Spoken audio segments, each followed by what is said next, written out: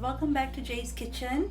So today I'm going to be making fried flat noodles, which is also very famous in Malaysia as Char Teow. So my Char Teow is practically not very good, but today I'm going to be attempting on a recipe that was shared by many of my friends from my Facebook. So I'm going to try one of the recipes and we're going to see how it turns out. So let's see what are the ingredients that we need to make this Char Teow. So I have here my rice noodles, flat rice noodles, and then I have here my fish cakes we're going to be using, and then I have garlic, which I'm going to be mincing the garlic, and then I have my prawns. Here I have the ones that are already been cleaned, so it's pretty much easy for me. And then I have my sugar, my soy sauce, my dark soy sauce, my oyster sauce, and also fish sauce. And I've got 4 eggs, and since I don't have chives, I'm going to be using spring onions, and then my chili paste, and also I'm going to have my bean sprouts. It's also called tauge. So let me gather the ingredients and then we can start cooking. So I've prepped the ingredients for the char kway teow here, as I've already cleaned up the bean sprouts, so I've soaked it in water. I have my chili paste, my eggs, and then I have all my sauces which I've actually put in together, so it'll be easy for me to actually use it when I'm cooking. So basically I've used about 2 to 3 tablespoons of dark soy sauce, light soy sauce, oyster sauce, about 2 tablespoons of fish sauce, and about half a tablespoon of sugar. So you can go accordingly, but since I'm making a large batch, I'm actually putting in a bit extra, so about 2 to 3 tablespoons. And then I have my prawns, which doesn't seem too much, but like I said, I'm going on a large batch, so I'll be using all the prawns. I have my fish cakes here. So since I don't have chives, I'll be using the spring onions. So I've cut it into bigger lengthwise size, and I forgot to mince my garlic, which I'll be mincing it, and I also have the final ingredient would be my noodles. Of course, my noodles is frozen, it's not fresh, so as I was peeling it off away, it started to break a lot, so but it's fine, so it doesn't matter. If you got fresh noodles, then it's good. If not, then you can just peel off the frozen ones. So defrost them and just try to remove one noodle at a time. So let's start cooking. So right now I'm going to pour in some oil. I'm using canola oil, but you can always use in whichever oil that you prefer. So we're going to allow the oil to heat up a little bit before we put in all the ingredients. So I'm going to add in my minced garlic. So I've already minced it. I'm going to add this in first.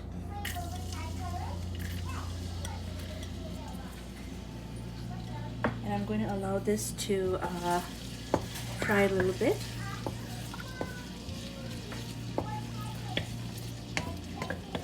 Allow it to fry till it becomes a little bit brown.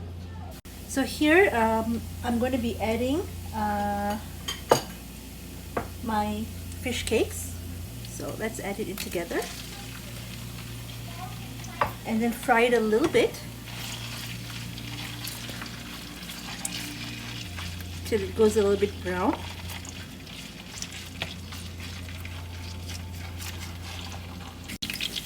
And then we're going to add in our prawns.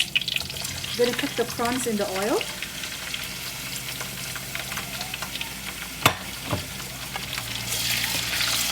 And we're going to cook all this for about a couple of minutes till you see the prawns change pinkish in color. You don't want to cook the prawns too much in oil because sometimes it actually turns out very rubbery. So we're just going to give it a couple of minutes to cook. So once you see your prawns have turned pinkish and you don't have the very pungent smell of fish, so now what we can do is we can add in our chili paste. So since I'm making in a bigger batch, I want to add in a little bit extra. So I'm going to add in about say about 3 tablespoons of chili. more for the spiciness. And just mix it and cook the chili for a little bit.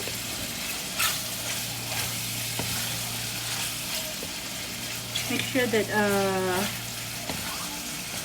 that there's no chili aroma has gone. So we're going to cook it for a little bit. So after frying this for a couple of minutes, I'm going to be adding in my noodles. So I've actually separated. So add in everything. My previous noodles never turned out very well because I never realized that you're not supposed to wash your noodles in water. So this time I did the opposite. I didn't wash it. So I'm actually going to mix it. So once you start cooking with your noodles, just make sure that you're actually cooking the noodles on low fire, low heat. So you don't want to burn the noodles. So I'm going to mix it a little bit. Allow some of the noodles to actually separate it and come out itself. Just cook a little bit.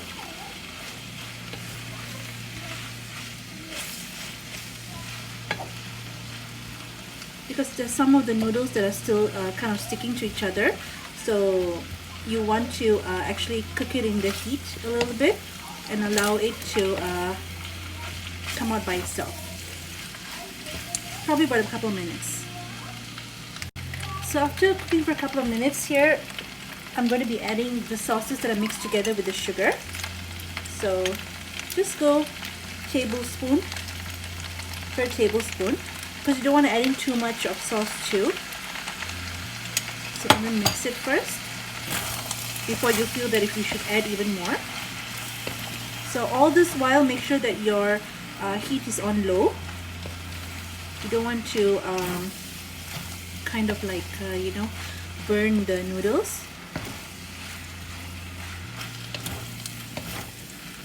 So maybe I want to add in a little bit more of the sauce.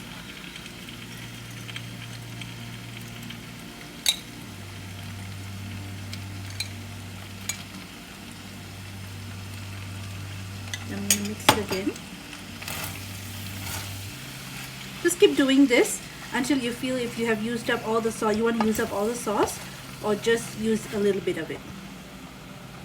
So I've actually used up all the sauce because as you saw, I didn't really use a lot. For a big batch of noodles, I've used about 2 or 3 tablespoons of sauces. So now what I'm going to do is I'm going to dig a hole in the middle here, and I'm going to be pouring my egg. I'm going to allow the egg to cook in this. So let's pour in all the eggs. And we're going to let the egg cook a little bit before we actually mix it all together with the noodles. So after the egg has cooked a little bit at the bottom, so I'm going to like kind of mix it all together and allow the egg to cook.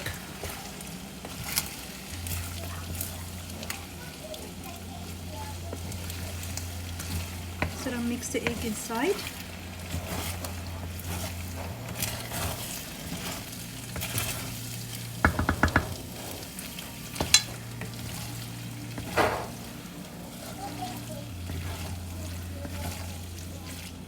So I'm going to let it cook a little bit more. Let the egg harden a little bit.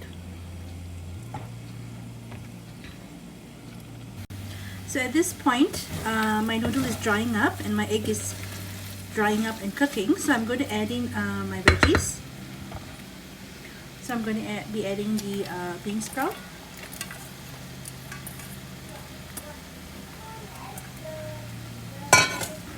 And also my spring onions. And we're going to give it a good mix.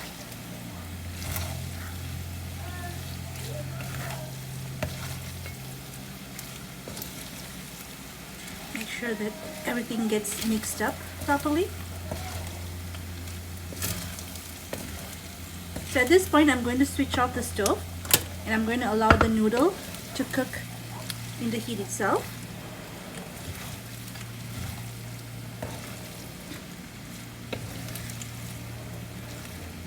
So it's always better to actually make your noodles like per person serving, because it'll be much better and much tastier.